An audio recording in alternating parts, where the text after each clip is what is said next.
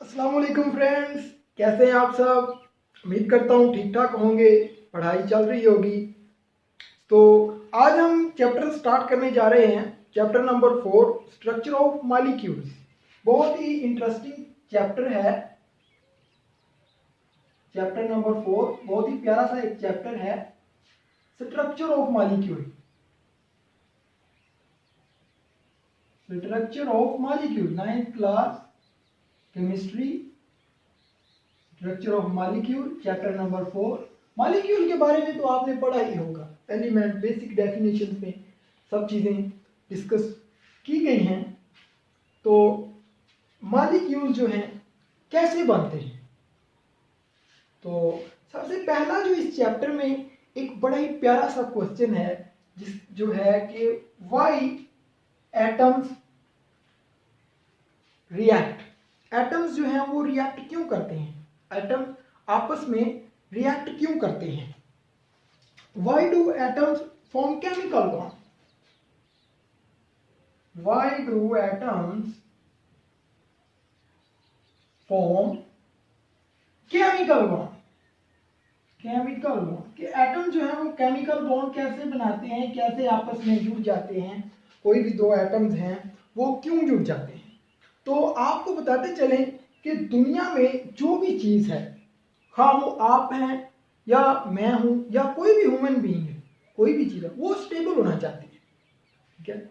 और स्टेबिलिटी के रूल जो हैं वो डिफरेंट हैं। हमारे लिए स्टेबिलिटी कुछ और है, एटम्स के लिए स्टेबिलिटी कुछ और है। हमारे लिए ये है कि गाड़ी, बंगला, बैंक बैलेंस, ये सारी चीज़ें हो हमारे पास, तो फिर हम स्टेबल हैं, खुद को स्टेबल कह सकते हैं। लेकिन एटम्स के केस में बात थोड़ी सी डिफरेंट है। एटम्स के लिए आइडियल चीज़ें हैं। अगर आप पीरियोडिक टेबल में देखें नोबल गैसेस को, तो नोबल गैसेस में जो पीरियोडिक टेबल के एंड पर एक 8 गैसेस दी होती हैं, helium, neon, argon, krypton, xenon, radon. तो ये नोबल गैसेस हैं, ये स्टेबल है। स्टेबल का मतलब ये कि इनका जो आउटर मोस्ट शेल होता है वो कंप्लीट होता है।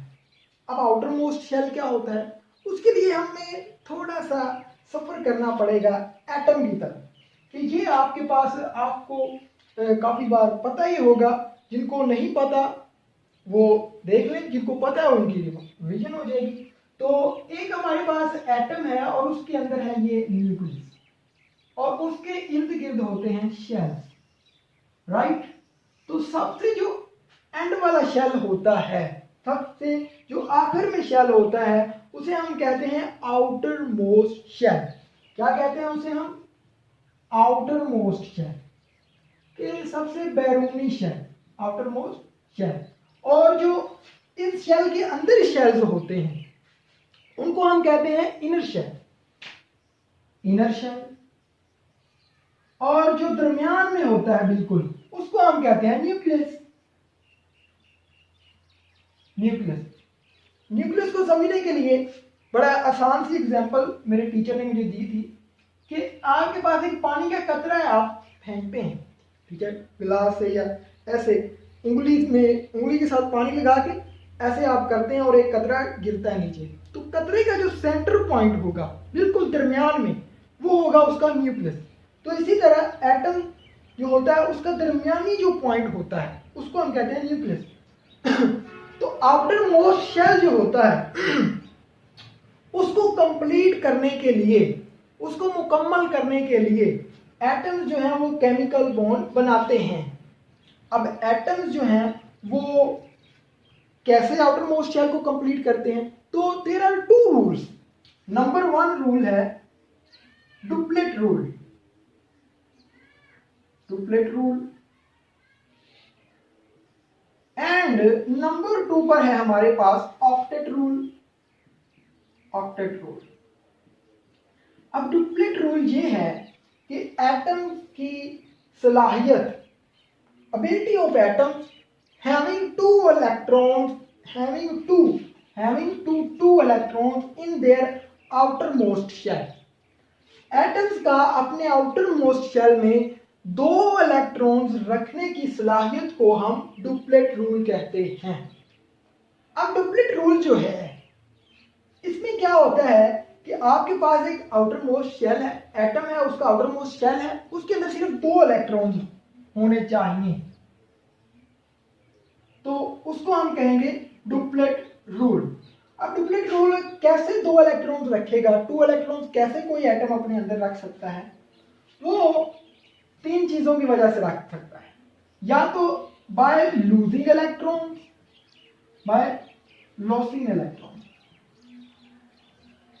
वो दूसरा लूजिंग तो ढीला होता है ना, तो ये लूजिंग होता है इलेक्ट्रॉन को खारिज करके, बाय लूजिंग इलेक्ट्रॉन, या फिर bye gaining electron, gaining electrons या इलेक्ट्रॉन ई लिख देते हैं, या फिर by sharing of electron, by sharing of electrons.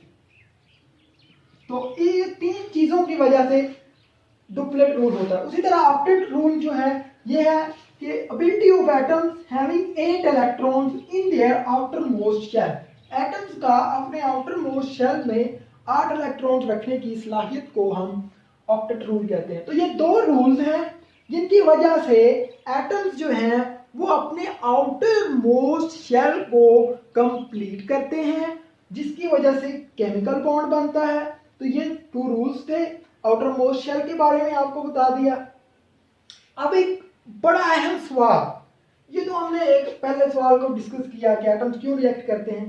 तो स्टेबल होने के लिए, एटम्स जो हैं वो स्टेबल होने के लिए केमिकल बॉन्ड बनाते हैं, या फिर एटम्स फिर अपना आउटर मोस्ट शेल को कंप्लीट करने के लिए, complete their outer most shell, outer most shell. एक और चीज भी है, आउटर मोस्ट शेल कंप्लीट करने के लिए, या फिर gaining the noble gases electronic configuration, noble gases electronic configuration, electronic इसी लिख देते हैं, यह है इलेक्ट्रॉनिक कॉन्फ़िगरेशन। एटम जो है स्टेबल होने के लिए बॉन्ड बनाते हैं, या अपने आउटर मोस्ट शेल को कंप्लीट करने के लिए इलेक्ट्रॉन केमिकल बॉन्ड बनाते हैं, या फिर नोबल गैस की इलेक्ट्रॉनिक कॉन्फ़िगरेशन गेन करने के लिए केमिकल बॉन्ड बनाते हैं। और ये 2 रूल्स हैं जिसके तहत एटम जो है वो केमिकल बॉन्ड बनाते हैं। अब एक और बड़ा प्यारा सा क्वेश्चन है कि why noble gases do not react, noble gases जो हैं वो रिएक्ट क्यों नहीं करती हैं? अब जो नोबल गैसेस होती हैं उनका जो आउटर मोस्ट शेल होता है, उनका जो आखिरी शेल होता है वो होता है कंप्लीट। उनका आउटर मोस्ट शेल कंप्लीट होता है, तो वो क्यों इलेक्ट्रॉन खारिज करेंगी, क्यों इलेक्ट्रॉन हासिल करेंगी, क्यों शेयर करेंगी? एक बंदा स्टेबल है, उसके पास हर चीज है, तो वो क्यों किसी के साथ काम करना चाहेगा? नहीं ना काम करना चाहेगा। तो इनको कोई लालच ही नहीं है नोबल गैसेस को। इनका जो आउटर मोस्ट शेल होता है वो होता है complete. Why noble gases do not react? So outermost shell of noble gases is complete. Outermost shell of noble gases is complete. उनका जो outermost shell होता है वो complete होता है। अब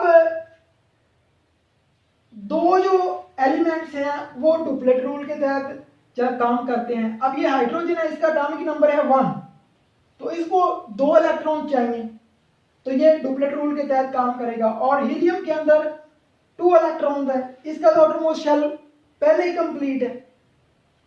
तो ये जो है हीलियम या neon, argon, krypton, xenon, radon, ये जो एलिमेंट्स हैं दीज का नोबल गैसेस, और इनके आउटरमोस्ट शेल कंप्लीट होते हैं, ये स्टेबल होते हैं, तो इस वजह से ये किसी के साथ रिएक्ट नहीं करते। अब बात कर लेते हैं कि लूज इलेक्ट्रॉन कब होता है।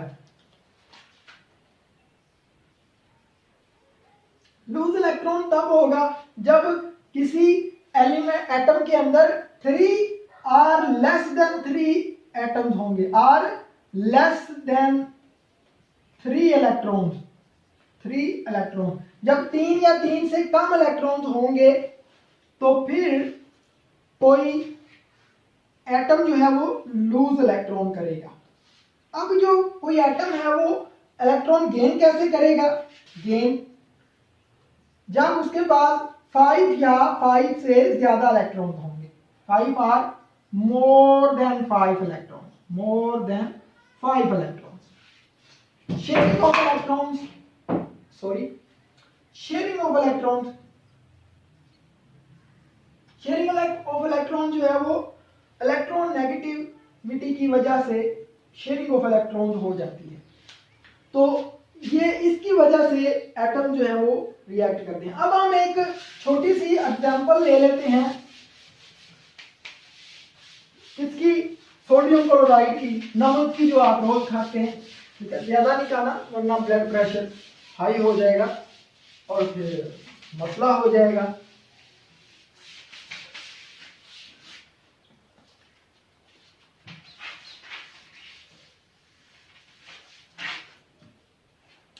अच्छा जी, हम क्या बात करने लगे थे? हाँ, हम सोडियम के बारे में बात करने लगे थे। तो सोडियम जो है इसका एटॉमिक नंबर जो होता है वो होता है 11। हाँ जी, 11। इसका हो गया एक न्यूक्लियस और ये इसका शेल्स हो गए सोडियम के। इसके हमने 11 इलेक्ट्रॉन को कंप्लीट करना है, 2 8 ये हो गए 10 और आखिर में एक इलेक्ट्रॉन है। तो पहले शेल्स के अंदर 2 इलेक्ट्रॉन होंगे, दूसरे के अंदर 8 और तीसरे के अंदर 1। अब इसके अंदर 3 से कम इलेक्ट्रॉन है तो ये लूज कर देगा और स्टेबल हो जाएगा। ठीक है, 8 जो है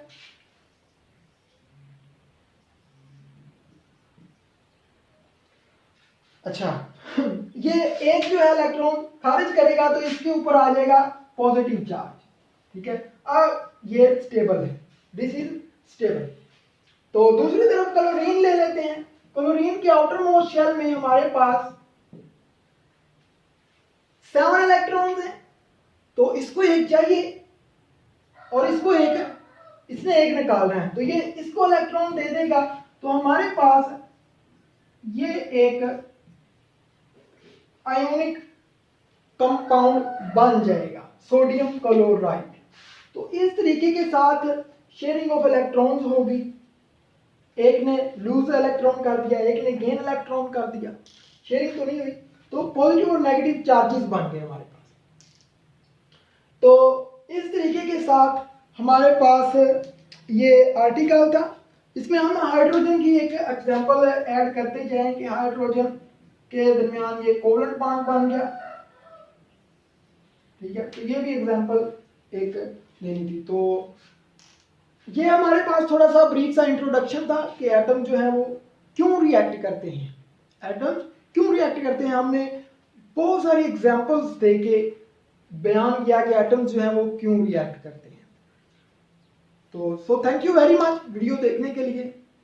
अगली वीडियो में फिर मिलेंगे, तब तक के लिए इजाजत दीजिए। अल्लाह हाफिज।